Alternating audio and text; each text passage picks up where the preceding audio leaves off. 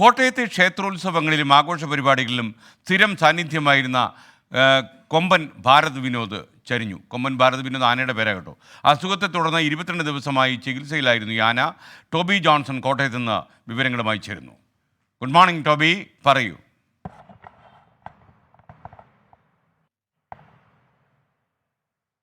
Good morning. എന്തായാലും ആനപ്രേമികൾക്ക് ഏറെ ദുഃഖം നൽകുന്ന ഒരു വാർത്തയാണെങ്കിൽ നിരവധി ആരാധകരുള്ള ഒരു കൊമ്പൻ തന്നെയായിരുന്നു ഈ ഭാരത് വിനോദ്. എന്തായാലും കഴിഞ്ഞ കുറച്ച് ദിവസങ്ങളായി 22 ദിവസത്തോളമായി ചികിത്സയിലായിരുന്നു വിനോദ് എന്നാണ് നമുക്കിപ്പോൾ അറിയാൻ സാധിക്കുന്നത്. ഇന്ന് പുലർച്ചെയാണ് ലഭിക്കുന്നത്. ഏറ്റവും പ്രധാനപ്പെട്ടത് നമ്മൾ കോട്ടയത്തും അതുപോലെ തന്നെ കോട്ടയത്തെ ക്ഷേത്ര ഉത്സവങ്ങളിലൊക്കെ സജീവ സാന്നിധ്യമായിരുന്നു. നല്ല തലയെടുപ്പുള്ള ഒരു കൊമ്പനായിരുന്നു ഭാരത് വിനോദ്. എന്തായാലും നടക്കുമെന്നാണ് നമുക്കിപ്പോൾ അറിയാൻ കഴിയുന്നത്.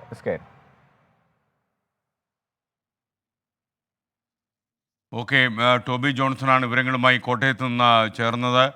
ആന കൊമ്പൻ ഭാരത് വിനോദ് ചരിഞ്ഞു എന്ന കാര്യമാണ് അദ്ദേഹം നമ്മളുമായി പങ്കുവച്ചത്.